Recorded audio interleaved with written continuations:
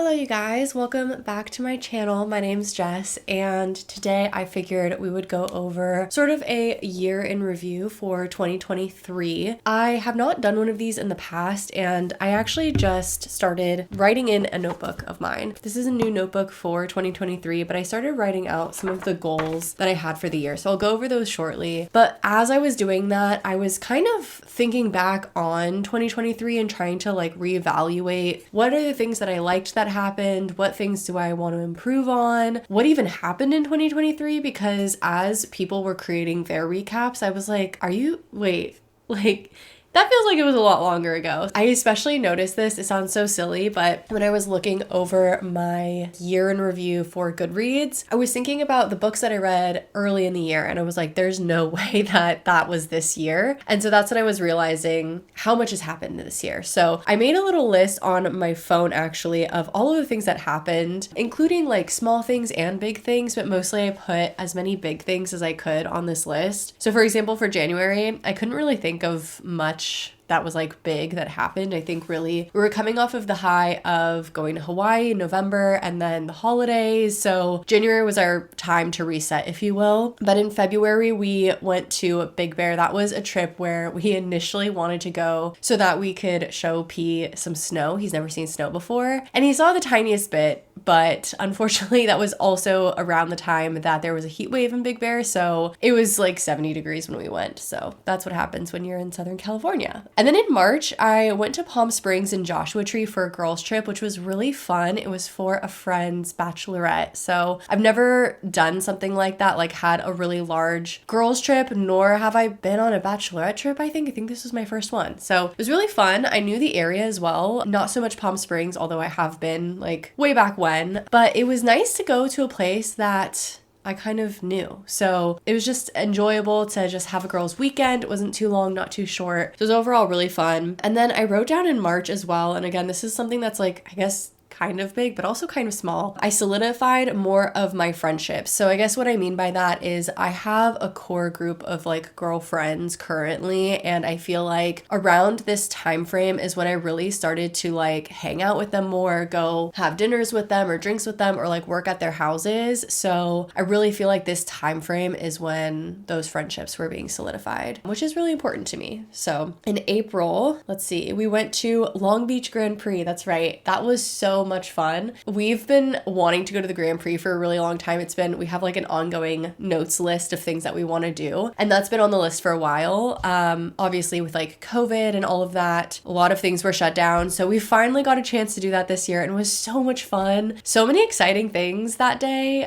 Just I don't know, seeing all of the races happen. So that was really cool. And that was also a month where I did a lot of solo hiking, saw a lot of waterfalls. I was on a waterfall kick for a little bit, if you will. Went to Malibu to go see a waterfall, went over to a hike that I often do to go see a waterfall. So really I was not just comfortable hiking by myself, but just continuing to be comfortable with doing things on my own. And then that month also, Ryan and I went to a winery. If you guys already know, then forgive me for repeating, but if you don't know, Ryan and I don't give each other gifts, or at least we don't give each other big gifts during the holidays, and instead we pool our money together and we do some sort of experience. So last year it was that we wanted to go to a winery together, so we did that, which was really fun. And then in May we went to San Diego for a friend's wedding. So that was the same friend that I went to the bachelorette for, and it was beautiful. I also grew up in San Diego, so it was really nice to just kind of be back home. But the area that we stayed in was an area that I didn't do a lot of hanging out in when I lived there. So it was really fun to see a new part of my city. Overall, I just had a really fun time. We stayed in an Airbnb with a group of us friends. So that was also enjoyable because it's just nice to be with your friends. Wow, we had a lot of weddings last year, honestly. June, we took a day trip to Sacramento for somebody's wedding. So that was for Ryan's cousins. They had a wedding in Sacramento. It was actually just outside of Sacramento. So we had to fly into the Sacramento airport and then be picked up from there to go to another location. We were really lucky that Ryan's brother took us to the wedding because he had been driving, so he had his car. But it was kind of a lot, honestly, to do a full day trip. It's just like chaotic, if you will, because we basically didn't even spend a full 24 hours there. I was doing my hair in the airport. Like, it was a lot, but it was still an enjoyable time. July, oh my gosh, July was the first time that I saw my family in Washington after about 3-ish years. I hadn't seen them for a really long time because of COVID, and then just kind of like getting back into the swing of things, starting a new job here, all of that. So I just hadn't had a chance to see them. I had never seen the property that they have out there. So it was just so beautiful. I'm really grateful that I got to go in the summer, and now I'll be joining them in the winter as well. So by the time you guys are seeing this, I have a couple of days and then I'll be headed out back to Washington. So that will be really fun. That same trip, it was actually very stressful at the time. And that same trip is when we found out that we got this house. And I remember like looking back on it, we were so stressed out. There are many times where we're like, is this the right decision? Like crying over it and everything, because I was so scared to leave the house that I was at the time. So we were like really, really concerned, at the same time excited, but then also like worried about the space in this house. Like, wasn't going to be enough space for us. So overall, I know that we made the right decision, and we're so grateful to have the chance to live together and just like figure those things out. And this place is like the most perfect place for us to be able to do that. But at the time it was really stressful. But that was when we found out that we got the house. And then August and September, I wrote the same thing. We moved. Our move was late August, early September, so it like kind of crossed over. And again, stressful times. We were moving a lot of stuff, trying to decide what things we keep, what things we don't, and also just like consolidating in terms of like all of our stuff and making sure it fit into the space. But yeah, it was a time, but here we are. And then November, another couple of our friends got married. This time it was in Orange County, so much more local for us. That wedding was also beautiful. It was at like a heritage museum in Orange County, and it was just gorgeous. Oh yeah, that's right. November, I also met up with my family. So I had a few things actually happen in November. I met up with my family. It was for unfortunate circumstances. My grandma passed away, but I got to see my family who, if you don't already know, I had just like, at the time, it was like, I think a year and a half or 2 years prior, I had just re-met them. I don't really have a relationship with that side of my family. So it was really great to get to see them again. I actually was the one who put the whole memorial service together, which I had never done before. And I felt very underqualified to do, to be realistic, but it was really fantastic to see everybody and like just really solidify a lot of those relationships too. It feels really special to be able to have my cousin's phone number, be able to text him, call him, potentially visit. So it's cool to see those relationships build, and like each time I get to see them, I get to build that relationship a little bit more. So that was really special to me. And then that same month in November, I also had my high school reunion, which that was so much fun. I did end up getting extremely sick after that, but it was just a really great time. I had obviously not seen these people in 10 years, so it was kind of a weird mix of emotions where these were the people that like I initially had these types of like parties with and things like that, and now 10 years later, just like going out to a bar with them was so different, but a really fun time. So I had the best time ever. I was really nervous going into it, but it was so great. And there was only one person who was a little weird, but we won't get into that. And then lastly, December, obviously I had my birthday and all of the holidays, so that's always a fantastic time. I love family time. With my family not being here, I always spend time with Ryan's family, and they're like my own family at this point. So I feel grateful that I have that type of relationship with his family, and it was just a really, really great time. The only like sad thing about December was that we did obviously have this scare with P. By the time you guys are seeing this video, we've had a follow-up visit, but we're just hoping that he recovers ASAP. Honestly, when I initially look back on 2023, it instantly feels like 2023 was a mess. Like the economy wasn't good. There were so many layoffs, whether that was like within my own company, but also like the tech layoffs and the entertainment industry doing their strikes. So there's a lot of stuff happening. But when I break it out month by month and like think about the things that I did, there was also a lot of good that came out of 2023. And so I really think that it's helpful for me, at least, to look back in both ways, like not just like how I felt about the year, but also like the reality and like what I actually did with it. So while it wasn't the best year ever, it also wasn't the worst year ever. Like I didn't lose my job. I have more friends. I've built more relationships with my friends as well as my family. So for all of those reasons, reasons, while it was a tough year, it was also a really good year. I think on the side of like mental health related things, I personally feel like I've been doing a lot better than I have maybe in previous years. I think obviously with like the stress of COVID and stuff like that, in some way, like that was really taxing on my mental health. But in other ways, it was like I had to just stay home, and I've become so much more of a homebody where I used to get so anxious if I didn't have plans for the following weekend. And now I'm like, I'm just gonna do whatever happens. Like I don't have an issue with just like going with the flow. And I think that's improved my own mental health, but also my relationships a lot, because I'm not constantly putting pressure on what's going to happen next. I need to make a plan with you, and then like stressing everyone else out. So overall, I think as we continue forward, every year my mental health just continues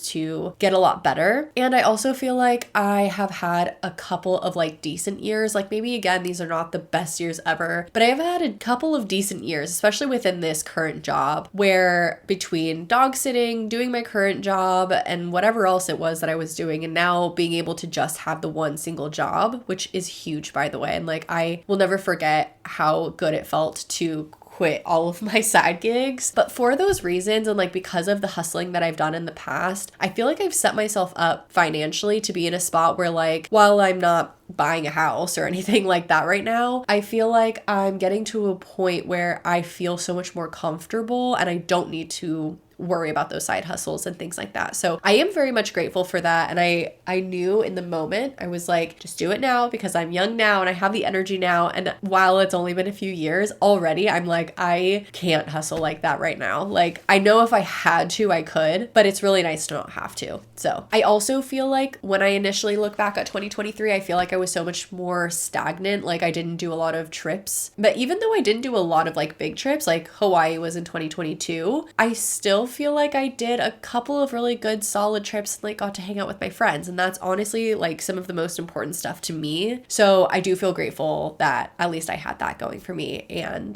2024, hopefully we have some good trips coming up too. I think too, I still did accomplish a lot of the stuff that I wanted to. So one of the things was I read over 50 books. And again, just like one thing that I really wanted to do, especially moving to LA, which was really hard for me, was just like find a core group of friends that I could really trust. And I feel like I've had the ability, especially within my current position at work, to find new friends, to really solidify a lot of those relationships. And I just feel really grateful for all of that. So for that, I really owe 2023, or the 2023 me, I guess you could call it, for putting myself out there and just continuing to try to make new friendships and build those friendships with those people. And now what I'll do is I'll go through my notes. Oh, I said notes, but I meant goals. My goals for 2024. So I broke mine out into various sections, one being hobbies, money, self, and then health and fitness. And really my goal here is to have the ability to focus in on a couple of different things throughout the year, so that, or like different sections of my life, I guess you could call it. Some of these maybe are not the biggest in the world, but I just think that this will help really keep me focused. So for hobbies,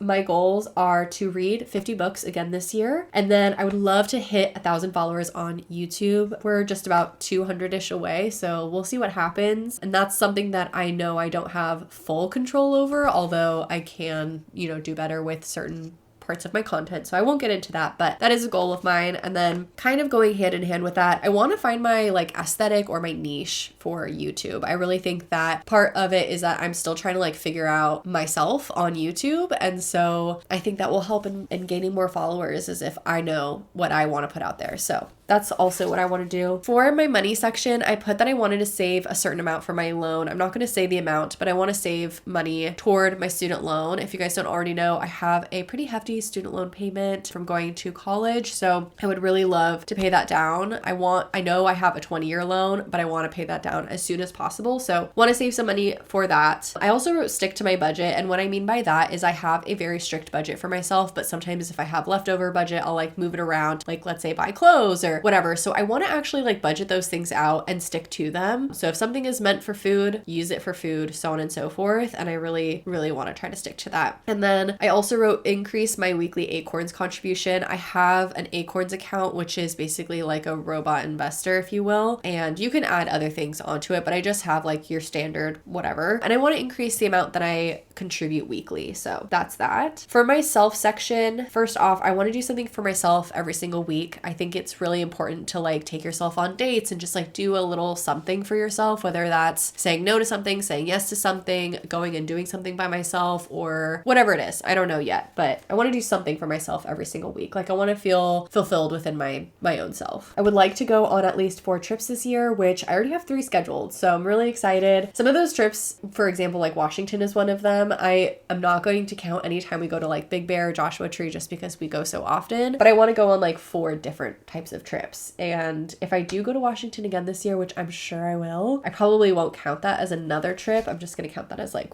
one location. And another part of my self section for goals is I want to find a routine for visiting my family. I feel like it's been really tough sometimes to figure out how I can see them and work and see Ryan and handle P and the whole thing. It's like it's a lot to juggle, but I want to find some sort of cadence for seeing them, whether that's quarterly or every 6 months or whatever it is.